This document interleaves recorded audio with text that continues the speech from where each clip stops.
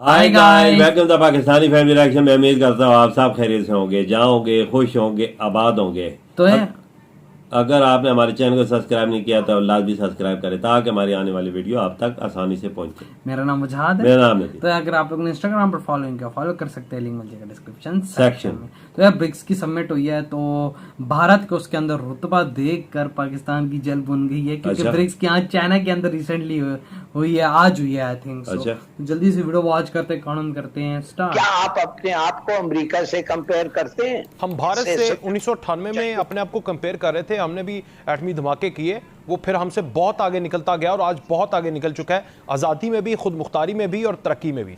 हमें अपने लफ्जों के इस्तेमाल में और जब हम ठीक है, बहुत ही सोच समझ के बिल्कुल ऐसे ही है।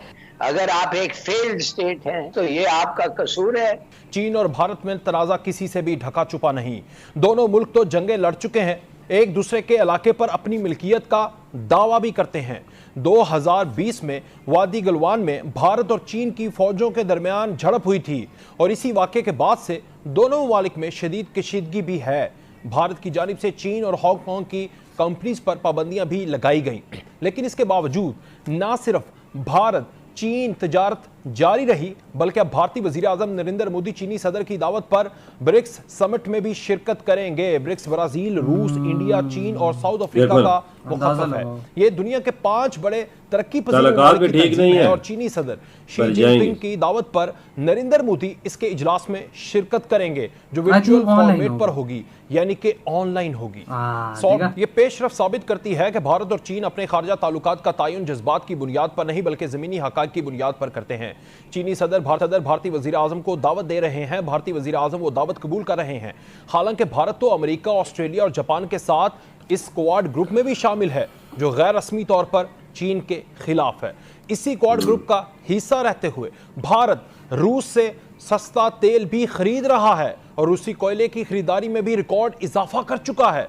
जर्मन नशरियाती इदारे डॉन्चे वेले के मुताबिक भारत रोजाना रूस से 1,65 करोड़ का कोयला खरीद रहा है। पाकिस्तान है जहां जज्बाती अंदाज में बताया जाता है कि हमारे खिलाफ तो साजिश हो गई है, रूस तो हमें सस्ता तेल दे रहा था, लेकिन अमेरिकी दबाव पर हुकूमत सस्ता तेल नहीं खरीद रही।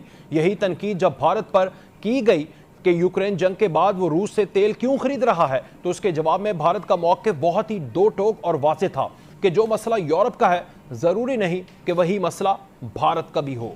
और रूस की यूक्रेन पर चढ़ाई के बाद से तो यूरोप और अमेरिका रूस के शदीद मुखालिफ हो चुके हैं। अमेरिका ने रूस से तेल और गैस की बरामद पर मुकम्मल पाबंदी आयद कर दी थी, लेकिन इस पाबंदी के बावजूद भी यूरोप ने जज्बात की बजाय जमीनी हकायक को मुकद्दम रखा।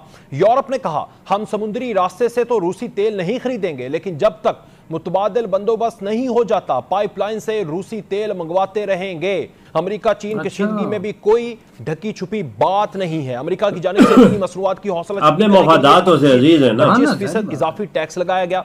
लेकिन जब अमेरिका को 40 साल तारीख की बदतरीन और बुलंद तरीन महंगाई का सामना हुआ, तो अमेरिकी सदर ने महंगाई कम करने के लिए जज्बात की बुनियाद नहीं बनाई, बल्कि जज्बात की बजाय जमीनी हकायक की बुनियाद पर फैसले किए। चीनी मसनूआत पर आयद इजाफी टैक्स को खत्म करने का इंदिया दे दिया गया। इसकी वजह यह है कि दुनिया जज्बात की बजाय मफादात पर चलती है। पाकिस्तान को भी इस तलख हकीकत का अंदाजा तब हुआ जब मसला कश्मीर पर पाकिस्तान का साथ देने की बजाय दोस्त ममालिक के तिजारती मफादात आड़े आए। तो क्या पाकिस्तान को भी यही सीखने की जरूरत नहीं कि अपनी खारजा पॉलिसी में जज्बात का अंसर कम करके जमीनी हकायक के मुताबिक फैसले किए जाएं? जफर अलाली साहब, 70 साल के बाद हमारी फॉरेन पॉलिसी कहां पर खड़ी है? जज्बात की बुनियाद के ऊपर जलसों के अंदर हम यूरोप को भी बुरा भला कह देते हैं, रूस की तरफ हम जाते हैं, लेकिन बाद में ये पूरी की पूरी कंपेन बना देते हैं कि उसने अमेरिका ने हमारे खिलाफ साजिश की। हम मफादात को सामने क्यों नहीं रखते? जज्बात की बुनियाद के ऊपर, लोगों के सेंटीमेंट की बुनियाद के ऊपर फॉरेन पॉलिसी को डिस्कस करते हैं। देखिए जी, पहली बात तो ये है कि आप अपने आप को कंपेयर कर रहे हैं एक मुल्क जो आपसे 8 गुना बड़ा है, जिसके रिसोर्सेज और जिसके इकोनॉमिक्स आपके 6 से 10 गुना बड़े हैं। मैं समझ नहीं सकता हूं कि हम क्यों अपने आप को कंपेयर करते हैं। क्या आप अपने आप को अमेरिका से कंपेयर करते हैं? नहीं सर। क्या आप कह सकते हैं कि दूसरे मुल्कों को उसी तरह? हम भारत से 1998 में अपने आप को कंपेयर कर रहे थे, हमने भी एटमी धमाके किए वो फिर हमसे बहुत आगे निकलता गया और आज बहुत आगे निकल चुका है, आज़ादी में भी, खुद मुख्तारी में भी और तरक्की में भी। सही बात। तो ये आपका कसूर है, और जब आप पीछे रह जाते हैं तो दूसरे मुल्क जो हैं वो आपको वो अंदाज से नहीं देखते हैं जो आप समझते हैं उनको देखना चाहिए। बिल्कुल। अगर आप एक फेल्ड स्टेट हैं तो फिर आप एक फेल्ड स्टेट में नजर, कौन देखेगा? लोग भी आपको ऐसे ही पाएंगे। ये कोई दोस्ती और दुश्मनी की बात सर, ये नहीं है। जो फेल्ड स्टेट है वैसे तो ये वैसे ही हुबुल वतनी रखने वालों के लिए बड़ा धचका है, लेकिन क्या हमने ये मान लिया है, हमारे हुक्मरानों ने मान लिया, या वाकई इस नहज पर पहुंच चुके हैं हम? माना या नहीं माना, ऑब्जेक्टिव असेसमेंट ये है कि आप एक अनसक्सेसफुल स्टेट रहे हैं। आप वैसे आप अब बैंकरप्ट हैं, अपने आप को खिला नहीं सकते। आप अपने आप को डिफेंड तो कर सकते हैं कुछ हद तक, मगर फिर भी डिफेंस के भी लिए आपके को अच्छे दोस्त चाहिए।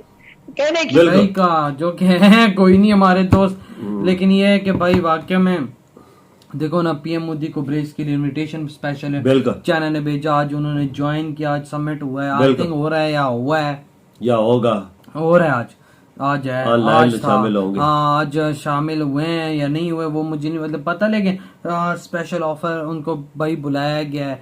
देखो चाइना ने उनको दिया है, बीच में दुश्मनी चल रही है लेकिन उसके बावजूद चाइना ने उनको ऑफर किया कि आप आए, आप भाई समिट हो रहा है तो आपको इनवाइट हम कर रहे हैं। लेकिन ये कि हमारे यहाँ तो कोई ऐसा वैसा सीन नहीं। बस यार वो उसकी बात तो ठीक है, जमीनी हकायक को हर चीज देखनी पड़ती है। बिल्कुल भाई, हम मफादात पहले देखने पड़ते हैं, लड़ाई झगड़ा बाद। बिल्कुल। अब देखो आज हम पाकिस्तान कितना पीछे इंडिया से, यही है ना, इन्होंने आकड़ दिखाई हुई है ना, जो बंदा आकड़ करेगा उसका मुल्क का शर वही होगा जो आज हम भुगत रहे हैं। बिल्कुल, इन्होंने आकड़ी दिखाई है, ये जल्द से जुलूस में आवाम को वो उकसा रहे हैं कि नॉट एब्सोल्युटली, तो वो पाकिस्तान फिर वो आवाम झील रहा है ना, इन्हें तो क्या परवाह है, इन्हें तो करोड़पति हैं, इनके प्लाजे हैं, फैक्ट्रीज हैं, इनको क्या टेंशन है। अब बात ऐसी है भाई, पीएम मोदी ने आज भाई किया, जहरी बात है समिट, भाई ब्रिक्स बहुत बड़ा समिट होता है भाई, बड़े बड़े मसलों पे बात होती है, सब कुछ होता है। इंडिया ने किया भाई, जबरदस्त दबदबा तो बहुत ज्यादा है इंडिया का। देखो ना, इंडिया का दुश्मन उसको बुला रहा है और वो गया, वो चीजें कबूल कर रहे हैं। ऐसी होती है तजारत भी, तकरीबन सालाना 100 मिलियन डॉलर की, 100 से ऊपर है, 100 बिलियन डॉलर से ऊपर है। उन्होंने अपना निजाम जमीनी हकायक को नजर रख के रखा हुआ है, ऐसे नहीं आकड़ वाला काम नहीं है। जाहिर बात है भाई, प्रॉफिट सबसे पहले है। और देखो ना, आज वाह इंडिया की चाइना के अंदर चल रही है। आज वहाँ का मीडिया भाई चाइना की तारीफें कर रहा है, भाई चाइना से तो इंडिया से भाई तुम दोस्ती करो, चाइनीज मीडिया ये बातें कर रहा है। उनका सरकारी मीडिया भी कह रहा है हमें दोस्ती करनी चाहिए भाई, इंडिया से हमारा फायदा है, अगर हमने उनसे ना किया तो हम घुटनों पे आ गए। बिल्कुल वजह फायदे वाली बात तो इंडिया पहले करता है ना। देखो रशिया से सस्ता पेट्रोल खरीद रहा है, कोयला तकरीबन रोजाना 1-2 करोड़ डॉलर का खरीद रहा है, किसको फायदा है भाई? इंडिया को फायदा है ना। इंडिया के ऐसे कारखाने जो सनती चीजें जिधर बिजली पैदा होती है, चीजें अब वो रशिया से ले रहा है। अमेरिका को बोला भाई जो तुम लोगों के मसले तुम लोग देखो, हम लोग अपना देखो। ये सीधी बात की है। तो यार आप लोग बताएं, आपके कहते हैं इस वीडियो के बारे में। तेरी वीडियो खत्म करते हैं, अपना बहुत ही ज्यादा ख्याल रखिए।